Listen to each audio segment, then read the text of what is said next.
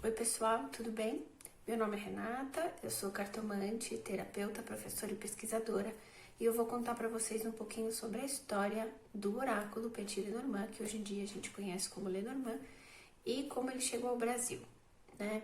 Eu já falei sobre isso várias vezes nas lives, enfim, e também em outros espaços, principalmente em espanhol, mas achei que era interessante gravar esse vídeo mais curto em português para trazer essa informação de forma mais sistematizada, certo? Então, qual é a primeira coisa que a gente precisa saber, né?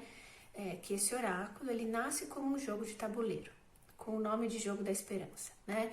Então, ele é criado por um alemão que se chama John Caspar Hetschel, se chamava, né? Em 1799, né? E é um jogo que tinha essa perspectiva de saltar entre as casas, né, da 1 a 36, que contava uma história, enfim. Então surge realmente com essa perspectiva lúdica, né? Depois ele migra da Alemanha para a França, e é na França onde ele passa a ser editado em 1840 pela Casa Grimaud, aí como um oráculo, né, um baralho para prever o futuro, certo? Nessa passagem da Alemanha para a França é que é atribuído ao conjunto de cartas o nome de Petit Lenormand e o nome da célebre e famosa oraculista Madame Lenormand, né? E os estudos recentes mostram que essa foi uma jogada de marketing, que a Madame Lenormand não teve nenhuma influência na concepção dessas cartas, né? E que também ela nem chegou a utilizá-las, né? É que ela era uma mística muito famosa na época, né? Ela pertenceu à corte de Napoleão, e usar o seu nome atribuído a um conjunto de cartas trouxe realmente muita popularidade, né? Não é à toa que a gente conhece esse oráculo até hoje e cada vez ele é mais utilizado por mais pessoas ao redor do mundo, certo? Então, voltando, retomando, né? Então, ele nasce em 1799 como um jogo de tabuleiro com essa finalidade lúdica, fim das contas a gente está falando, né? De um baralho, certo? Então, ele nasce com essa perspectiva, o jogo da esperança, depois ele migra para a França, né? E é aí onde ele passa a ser publicado, né, e impresso como um oráculo, ok? Perfeito, muito bem. Isso também determina um pouco, porque a gente tem, no que se conhece como escola europeia, como a gente tem essa grande influência da própria França e da Alemanha, né? A gente encontra baralhos com os naipes alemães, a gente encontra baralhos com os naipes franceses também, né? Porque são duas grandes referências aí no que a gente conhece como escola europeia, certo? Tá. Então agora dando um salto, né? Ele foi impresso em 1840, e aí as hipóteses históricas mais confiáveis, né? Sugerem o quê? Que ele chega ao Brasil... ele chega ao Brasil nessa leva, né? No final, depois, a partir de 1808, quando a corte portuguesa se instala no Rio de Janeiro, né, começa uma intensa troca cultural, enfim, de influências, de objetos, né, de costumes entre o Rio de Janeiro e países europeus, né? Então, entre a França, a Inglaterra, principalmente, né? E nessa leva, além do espiritismo kardecista, o Brasil também importou uma série de cartomantes francesas, né? Depois eu vou deixar aqui para vocês as referências, mas a Mari Del Priore tem um trabalho bem legal, que ela fala dos recortes de jornal da época, né, com a publicidade, com as propagandas das cartomantes, né, promovendo os seus serviços, enfim, né, e como isso era visto na época. É um material bem interessante. Esse livro da Mari Del Priore, ela pesquisa bastante essa história da espiritualidade brasileira, e vou deixar para vocês aqui na descrição. Inclusive foi o material que eu utilizei também para construir essa lógica, né? Esse raciocínio, certo? Então, muito bem. Então, nesse período, né, houve uma troca intensa de costumes, de materiais, de livros, enfim, né? E aí, todo esse conteúdo chegou ao Brasil, certo? O Brasil também ainda não possuía a sua própria imprensa, né? Isso aconteceu posteriormente. Mas nesse movimento, a gente imagina que as cartas do Lenormand, elas tenham chegado ao Brasil, né? E com o passar do tempo, elas foram sendo utilizadas, passando da mão dessas cartomantes francesas para a população local, né? Que já tinha, obviamente, as suas práticas, né? Tanto oraculares quanto espirituais, né? E aí, com o tempo, o que a gente percebe, né? Que essas cartas, elas passaram a ser utilizadas também dentro de espaços religiosos, mais especificamente da Umbanda, né? E aí, nesse processo, principalmente nas gírias que eram direcionadas aos ciganos, né? A gente imagina que, enfim, anteriormente, isso também em algumas casas, a gente sabe que o Brasil é muito grande e que existe uma liberdade com relação, na Umbanda, com relação a como cada casa gere as suas gírias, enfim, né? Então, eu imagino que também, primeiro tenha começado provavelmente nas gírias de Exu e Pombagira, porque não tinha uma linha específica para o povo do Oriente, e depois, com o passar do tempo, os ciganos ganharam mais espaço, né, dentro dos cultos de Umbanda, integrando isso que se conhece como a linha do Oriente, certo? Então, nessas gírias, se usava os oráculos, né? Tanto as cartas do baralho comum, dos baralhos de pôquer, esse baralho que a gente usa para jogar, e com o tempo também começaram a usar o Lenormand, né? Mas aí o que acontece, né? O Lenormand, ele traz emblemas que correspondem a uma realidade europeia, né? E a uma realidade do período onde ele foi concebido, enfim, como jogo da esperança, né? Então, com o tempo, algumas pessoas começaram a associar significados diferentes a determinadas cartas, né? Começaram a fazer e propor algumas modificações, né? E aí esse processo vai se desenrolando e o que acontece aqui, esse uso, né? Principalmente no Rio de Janeiro, eu acho que aqui na região sudeste ele era bem intenso. E aí, no final dos anos 80, começo dos 90, a Cátia Bastos, o César Bastos, né?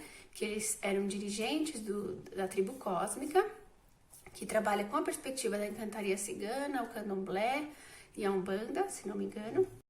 Eles desenvolveram, a partir da orientação da rainha cigana, né? Que é o guia que a Cátia Bastos incorpora, eles desenvolveram e sistematizaram o que se conhece hoje em dia como tarô cigano, certo?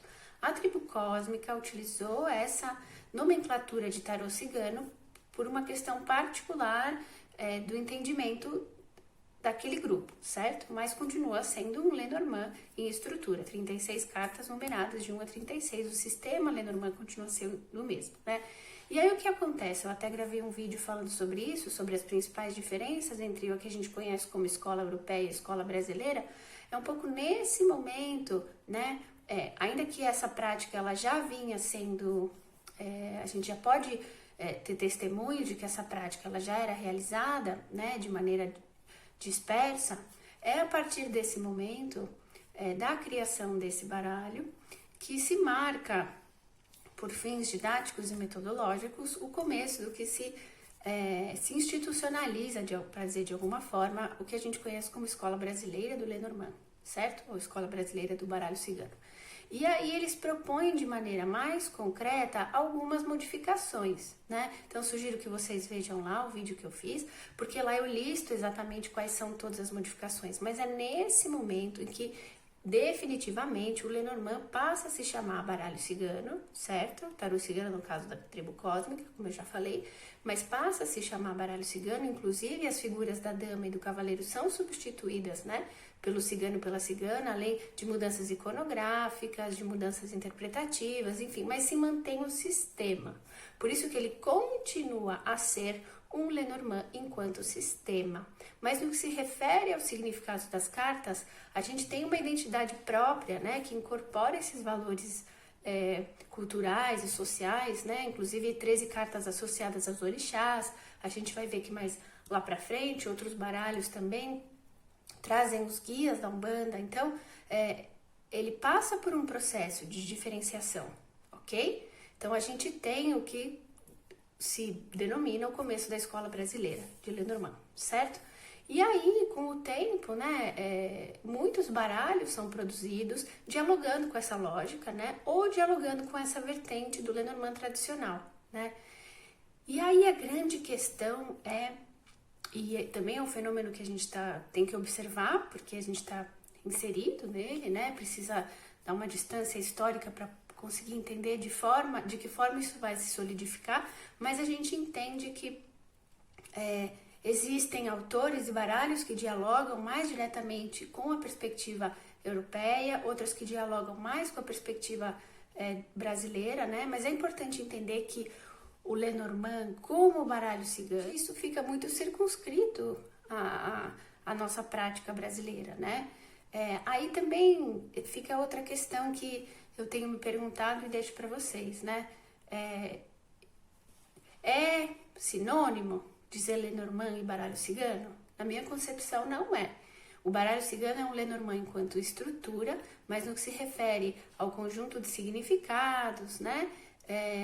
E essa parte iconográfica, não é. A gente está falando de duas coisas diferentes. A estrutura, sim, se mantém, então ele continua sendo um Lenormand, né?